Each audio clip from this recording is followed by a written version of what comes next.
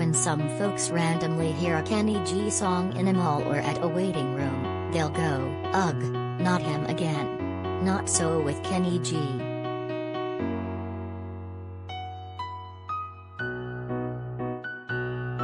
When I'm in an elevator in like, Wuhan, China, and I hear my music, I go, "Wow."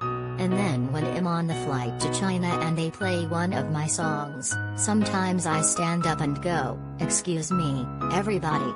That's me. Where's my royalties, China?" Kenny G quips with a laugh. I don't say the last part, by the way. I never say the last part.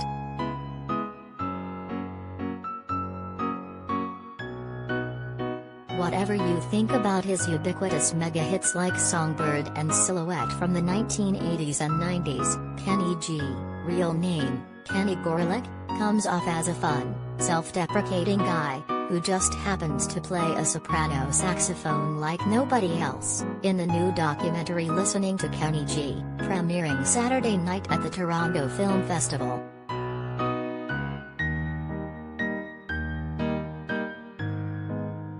All the best movies we saw at Toronto Film Festival, including sci-fi epic Dune.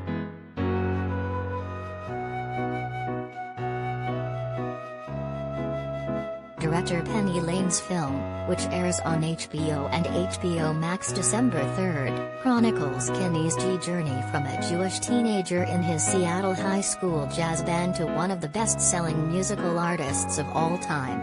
But Listening also examines why some people love and others despise Kenny G's works, letting several critics opine on what exactly is so detestable about his smooth jazz jams.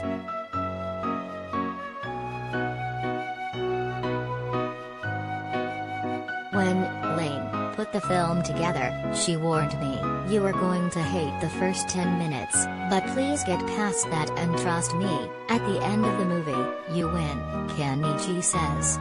Honestly, the first 10 minutes was nothing I hadn't seen or heard before, so it wasn't that big of a deal. He was more offended by Lane's inclusion of his cheesy first video, for 1983's Hi, How Ya Doin'? It was just awful. Watching that made me cringe.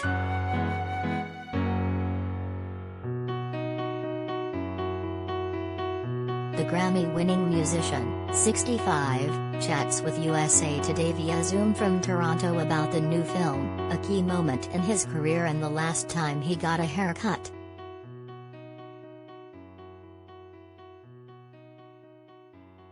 Kenny G, it's really at the top, like some of those things you mentioned, because it's not something that I ever thought was going to happen.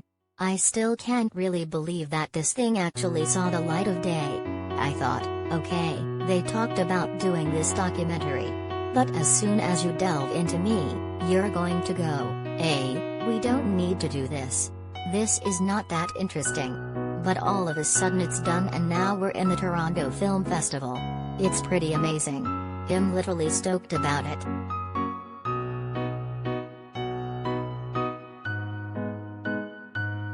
Kenny G, nope, not one of them, to be honest with you. Laughs, it doesn't really matter what they say. I turn my music in and I've heard Clive Davis tell me things that he wants different. Kenny, it needs more snare drum. And I take it back and am thinking, this is not correct. I'm just going to leave it the way it is, or am going to minorly tweak it. I can do that with Clive Davis, so if Terry's a stranger telling me his or her opinion about what I should be doing with my music, that is going to be meaningless to me.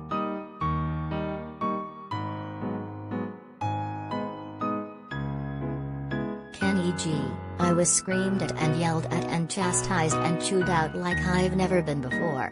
But, before that my manager was sitting in the green room and I said to him, when the curtain goes up, I'm going to play a different song. He goes, this is your life. You do what you think is the best thing. Screw everybody else. So I did my thing and then I got really chewed out over it. And I thought, okay, I might have just blown my whole career. You're never going to be on TV again.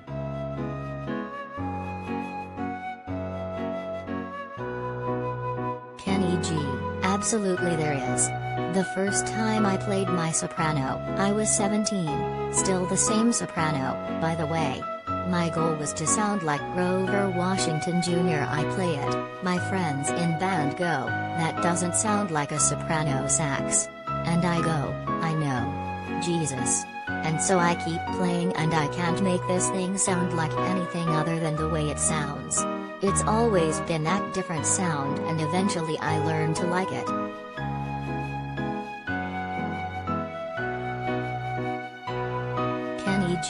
I'm so attached to it. That thing is always with me. It's not with me right this minute, it's up in my hotel room, hidden, just in case somehow housekeeping comes there and decides that they know that soprano sax is there and they want to take it.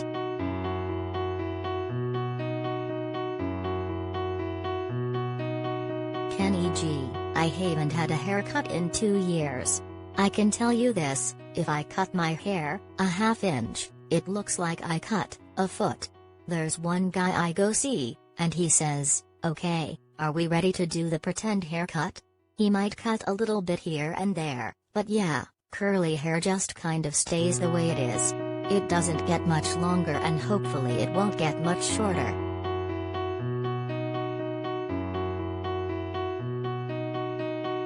Kenny G, some of the past footage I had forgotten that I did. And so when I saw it, I went, oh my gosh, did I look like that? I wore that shirt?